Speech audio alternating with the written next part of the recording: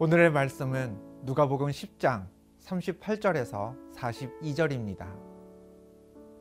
그들이 길 갈 때에 예수께서 한 마을에 들어가심에 마르다라 이름하는 한 여자가 자기 집으로 영접하더라.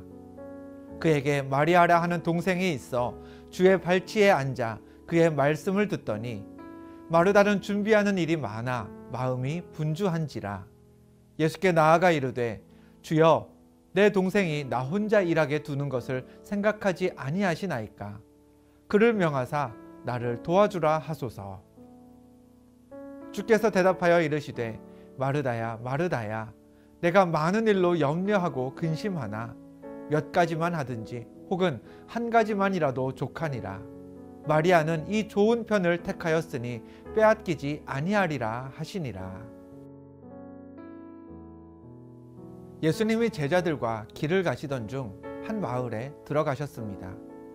그때 그 마을에 살던 마르다라는 여인이 예수님과 제자들을 자기 집으로 초대했습니다. 성경에서 예수님의 제자들이라 함은 우리가 아는 예수님의 12 제자들을 가리킬 때도 있지만 그보다 더 폭넓게 예수님을 따르던 무리 전체를 지칭할 때도 있습니다. 우리가 어제 이 시간 나누었던 누가복음 10장 1절을 보아도 예수님은 70명의 사람들을 제자로 삼아 세상에 파송하셨습니다. 그런데 오늘 본문 38절은 예수님과 제자들을 가리켜 그들이라고만 설명하고 있습니다. 마르다가 예수님과 더불어 몇 사람이나 자신의 집으로 초대했는지는 알 수 없습니다. 12 제자 모두를 함께 불렀을 수도 있고 그보다 더 많은 예수님의 제자들을 초대했을 수도 있습니다. 인원수는 정확히 알 수 없지만 그 수가 몇 명이었든 공통적인 사실은 마르다네 집에서는 초대한 손님들을 대접하기 위해 무척이나 분주했을 것이라는 점입니다. 마르다에게는 마리아라는 동생이 있었습니다. 통념상 마리아도 최소한 10명은 넘었을 그 손님들을 대접하기 위해 언니를 돕고 같이 바쁘게 움직였어야 했습니다. 그런데 본문 39절은 마리아의 행동을 이렇게 기록했습니다. 그에게 마리아라 하는 동생이 있어 주의 발치에 앉아 그의 말씀을 듣더니. 마리아는 손님 접대에 나서지 않았습니다. 예수님 곁에 앉아서 예수님이 하신 말씀에 귀를 기울였습니다. 그런 동생을 보며 마르다가 예수님께 하소연을 시작했습니다. 예수님, 저만 혼자 바쁘게 일하는 거 보이시죠? 제 동생한테도 저 좀 도와주라고 말해주세요. 그 요청에 예수님이 말씀하셨죠. 본문 41절입니다. 마르다야, 마르다야, 내가 많은 일로 염려하고 근심하나. 예수님은 마르다의 현재 상황을 정확하게 꿰뚫어 보셨습니다. 내가 많은 일로 염려하고 근심하나 라고 하셨죠. 첫 번째, 마르다에게는 일이 많았습니다. 초대한 손님의 수가 적지 않았죠. 10명도 넘는 장정들을 대접해야 했습니다. 누가 억지로 시킨 일은 아니었습니다. 예수님이 마르다에게 먹을 것을 좀 달라 하셨거나 잠시 쉬었다 가게 너희 집에서 머물게 해달라 라고 요청하신 건 아니었습니다. 본문 38절을 보면 마르다가 예수님과 제자들을 직접 자기 집으로 영접했습니다.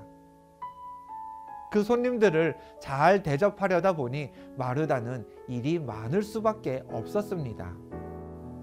그럼 그 많은 일을 즐겁고 여유 있게 해 나가면 또 괜찮았으련만 마르다에게는 두 번째 문제가 있었습니다. 본문 41절에서 하신 예수님의 말씀에 따르면 마르다는 많은 일 때문에 염려하고 근심하게 되었습니다. 일이 많아서 바쁠 때, 그래서 그 많은 일 때문에 염려가 생기고 근심하게 될 때 우리가 마주하는 가장 위험한 현상이 무엇일까요? 하나님의 말씀이 들리지 않게 됩니다. 지금 마르다는 몰려와 있는 손님들 때문에 일이 많아졌습니다. 본문 40절에도 마르다가 준비하는 일이 많아 마음이 분주했다는 기록이 있습니다. 분주했고요. 염려와 근심까지 생겼습니다. 생명의 말씀을 전하실 예수님이 자기 집에 계신데 예수님 말씀에 귀를 기울일 틈이 없었습니다. 이에 예수님이 마르다에게 말씀하셨습니다. 본문 42절입니다. 몇 가지만 하든지 혹은 한 가지만이라도 족하니라. 요즘식으로 얘기하면 이런 뜻 아닐까요? 마르다야, 라면 한 그릇만 끓여도 충분해. 그러니 이제 여기 좀 앉아서 예배하고 이야기를 나누자. 예수님은 마르다에게서 진수성찬을 대접받기보다 그와 하나님 나라의 복음을 나누기 원하셨습니다. 그래서 분주해하며 근심과 염려까지 안고 있는 마르다에게 동생 마리아처럼 좋은 편을 택하라고 가르치셨던 것이죠. 하나님 말씀의 묵상을 뜻하는 히브리어는 본래 되새김이라는 의미도 갖고 있습니다. 짐승들의 되새김질과 말씀 묵상은요, 그 진행 과정이 비슷합니다. 일단 먹은 음식을 다시 끌어올려 곱씹고 소화시키는 짐승들처럼 하나님의 말씀도요, 한번 스쳐 지나가듯이 읽고 잊지 않기 위해서는 반복해서 읽고 또 읽으면서 내 말씀, 내 것으로 소화시켜야 합니다. 그런데 되새김질을 하는 동물들이 언제 되새김질을 하나요? 저쪽에서 포식자가 쫓아올 때, 그래서 부지런히 도망가야 할 때 그때 되새김질 하지 않습니다. 밭에 나가서 사람의 농사일을 한창 돕는, 그렇게 열심히 일하는 중에 되새김질 하지도 않습니다. 일 다 마치고 쉴 수 있게 되었을 때, 사납게 쫓아오는 동물도 없고 편안히 머물 수 있을 때, 여유가 있을 때, 그때 되새김질을 하죠. 말씀 묵상도 마찬가지입니다. 하나님의 말씀이 언제 우리 귀에 들리고 언제 내 것으로 소화될까요? 분주할 때는 어렵습니다. 일이 많을 때는 말씀이 눈에 들어오지 않습니다.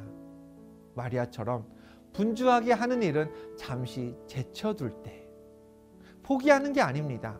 팽개치는 것도 아니고요. 나한테는 예수님의 말씀을 듣는다는 더 중요한 일이 있으니 다른 번잡한 일들은 잠시 한켠으로 옮겨둘 수 있을 때, 그때 하나님의 말씀이 우리 눈과 귀에 들어오게 되고요. 그 말씀이 소화되기 시작합니다. 마르다는 일이 많았습니다. 많은 일로 염려하고 근심했습니다. 우리도 주어진 일이 많고 벅차서 염려하고 근심할 때가 있습니다. 그래서 하나님의 말씀을 가까이 하기 힘들어지죠. 말씀을 가까이 하지 못하면 하나님에게서 멀어지게 됩니다. 빌립보서 4장에서 바울은 아무것도 염려하지 말고 다만 모든 일에 기도와 간구로 하나님께 아뢰라고 했습니다. 염려할 거면 차라리 기도하라는 겁니다. 무엇 때문일까요? 그 이유가 빌립보서 4장 7절에 있습니다. 그리하면 모든 지각에 뛰어난 하나님의 평강이 그리스도 예수 안에서 너희 마음과 생각을 지키시리라.